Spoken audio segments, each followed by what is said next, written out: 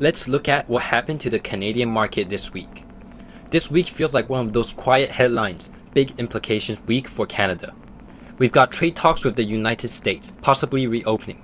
We've got a new defense finance idea tied to NATO, and the market is reacting in a way that actually tells you what investors care about right now. The Toronto Stock Exchange is up around 1.8% this week, with energy minerals and non-energy minerals leading while tech keeps falling, because investors are nervous about AI disruptions shifting who the winners really are. Today I'll break this down into two big stories, and then I'll add one extra, so what can we do with this lens at the end. So the first story, negotiations with the US that were previously closed are back on the table. But the key detail is, even trade talks restart, it can still be highly restricted.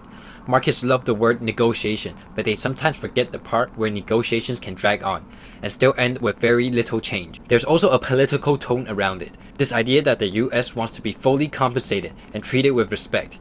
You see that messaging in places like Truth Social, so it's not just economics, it's also optics and leverage. Now, why do people care?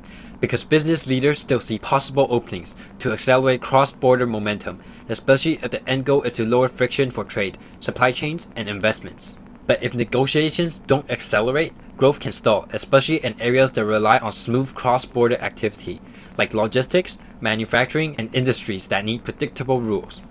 My take is that the industry most sensitive are the ones with the US heavy customer exposure. People might get optimistic fast, but optimism can be too early if negotiations haven't properly begun.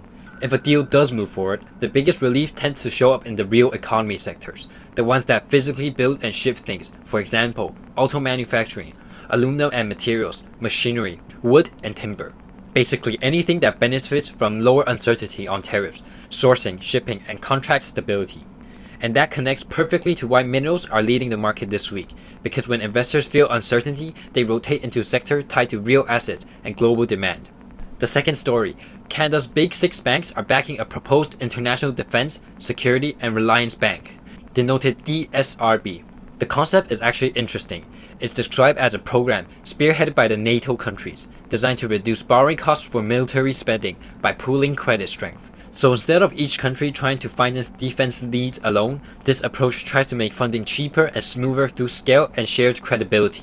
There's also a fierce battle to host the headquarters in either Toronto or Vancouver, and it's being talked about as potentially creating around 3,500 jobs. But here's the part that people forget. When global financial institutions land somewhere, the jobs aren't just landing inside the building. You get secondary growth from things like legal firms, cybersecurity, compliance and audit, consulting and risk management. That's why where this headquarters is located matters so much, because the ripple effects can be real. Some other implications of this project is that Canada deepens alignment with NATO economically, not just politically.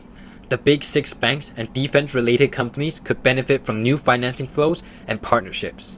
But we also need to talk about the trade-off. Both negotiations and defense financing ultimately run into the same wall: interest rates and borrowing cost. If Canada increases defense-related spending and needs more borrowing, or if the market expects that, then rates can stay higher for longer, or credit conditions tighten at the margin. And when rates stay high, you often see pressure on rate-sensitive areas, like utilities, real estate, and highly leveraged business. Now zoom back out to the TSX. If the TSX is up 1.8% and minerals are leading, that fits the story of investors liking sectors tied to commodities and real assets. The tech sector is falling because investors are trying to figure out who AI helps and who AI replaces, and that uncertainty makes people less willing to overpay for growth narratives. We should watch for any signs that trade negotiations are moving from a talk to a timeline. We should also watch for headlines on the DSRB and where it might land, either Toronto or Vancouver. And most importantly, we should watch interest rate expectations, because that's the hidden engine behind sector rotation. If you want, comment which story matters more to you, trade talk or the DSRB idea, and which TSX sector you're watching next. If you enjoyed this breakdown, like and subscribe. I'll see you next week.